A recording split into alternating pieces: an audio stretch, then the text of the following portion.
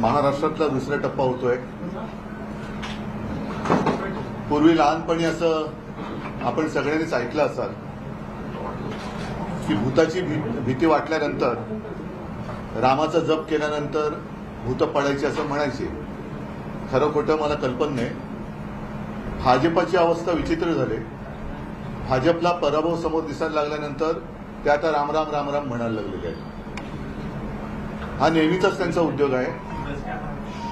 सुरुवातीच्या काळामध्ये ठीक होतं, पण 10 वर्ष देशाची सत्ता. मला आजही आठवते की 2014 साली जेव्हा आम्ही युतीमध्ये होतो आणि युतीतला एक सहकारी पक्ष म्हणून तत्कालीन राष्ट्रपती महोदय प्रणव मुखर्जी यांच्याकडे आम्ही गेलो होतो. तो क्षण माझ्या डोळ्यासमोर आहे. स्वतः राष्ट्रपती सुद्धा नाही म्हटलं तरी आश्चर्यचकित होते. देशाला सुद्धा एक आनंद आणि आश्चर्य वाटलं होतं, कारण बऱ्याच वर्षांनंतर एका पक्षाची सत्ता आली होती. आम्ही एनडीए म्हणून एकत्र जरूर होतो, पण तेव्हाही भारतीय जनता पक्ष हा बहुमताचा आकडा त्यांनी स्पर्श केला होता. त्यानंतर त्यांनी नोटबंदी केली. मग 19 साली पुन्हा सत्तेवर आले. 300 त्यांनी स्पर्श केला. 370 कलम काढलं. आम्ही तेव्हाही सोबत होतो. आता मात्र त्यांच्या मनातली 5वी एक इच्छा ही देशासमोर आलेली आहे. त्यांना आता 5वी बहुमत पाहिजे की जेणेकरून ते देशाची घटनाच बदलून टाकतील, देशामधली लोकशाही मारून टाकतील. आणि ही त्यांची स्वप्न ही आता उघड झालेली आहे. असो, मी त्या विषयामध्ये तूर्त तरी आता जाणार नाही, कारण प्रचार सभांमध्ये मी त्यावर बोलत असतो. काँग्रेसनी त्यांचा जाहीरनामा सादर केलेला आहे.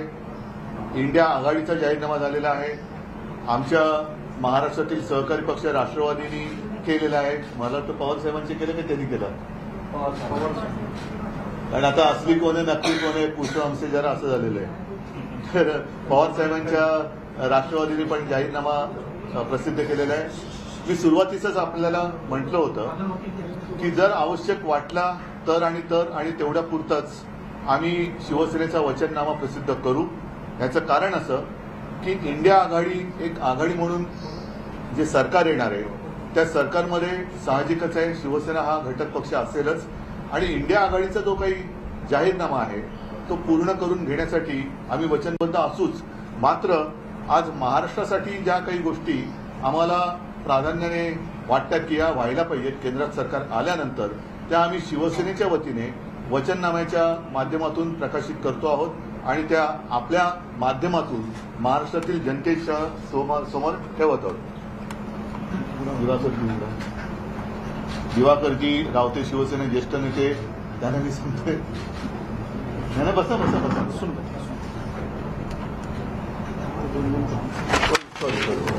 हा हे करा. हे 2-2 कॉपी सगळ्यांना द्या. एक माझ्या हातात द्या वाचायला. नाही, एक माझ्या हात एकच द्या. बाकी एक कागद जरा फारच सुळसुळीत केलेलं आहे. तर हा ठीक आहे. एक असा आणि एक ठेवा ना असा.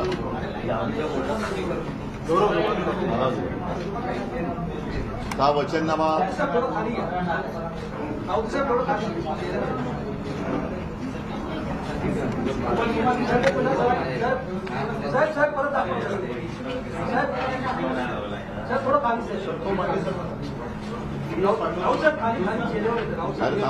आम्हाला बोलू द्या जरा. या वचननाम्याच्या सुरुवातीला शिवसेना, मी आता उद्धव बाळासाहेब ठाकरे असं वेगळं म्हणण्याचं कारण नाही, कारण दुसरी ती एसंशी अशी काहीतरी शिवसेना आहे, बरोबर ना. एक आहे ती एसंशी अशी शिवसेना. त्या एसंशी सेनेबद्दल मी बोलत नाही, मिंदे सेनेबद्दल बोलत नाही. एसंशी सेना जर शिल्लक असेल तर त्यांचा जाहीरनामा ते देतील. पण मी शिवसेनेच्या वतीने एक जनतेला विनंती केली की आपले आशीर्वाद असू द्या, आणि आशीर्वाद कशासाठी असू द्या त्याच्याबद्दल आम्ही एक थोडक्यामध्ये त्याचं विवेचन केलेलं आहे. आणि नंतर मात्र जे वचननाम्यातले ठळक मुद्दे आहेत ते मी आपल्यासमोर मांडू इच्छितो. सर्वांनाच आता हे कळलेलं आहे की गेल्या खास करून 2-2.25 वर्षात महाराष्ट्र विकास आघाडीचं सरकार गद्दारी करून पाडल्यानंतर महाराष्ट्र लुटण्याचा एक कलमी कार्यक्रम हे पोकळ इंजिन सरकार करते आणि त्याला साहजिकच केंद्राचा आशीर्वाद आहे. महाराष्ट्रातले उद्योगधंदे पळवले जात आहेत, महाराष्ट्रात येणारे उद्योगधंदे पळवले जात आहेत. हिरे व्यापार, हिरे बाजार तो पळवला, क्रिकेटची मॅच पळवली, फिल्मफेअर अवॉर्डचं फंक्शन पळवलं, सगळ्याच गोष्टी पळवल्या जात आहेत आणि महाराष्ट्राचं वैभव हे लुटलं जाते.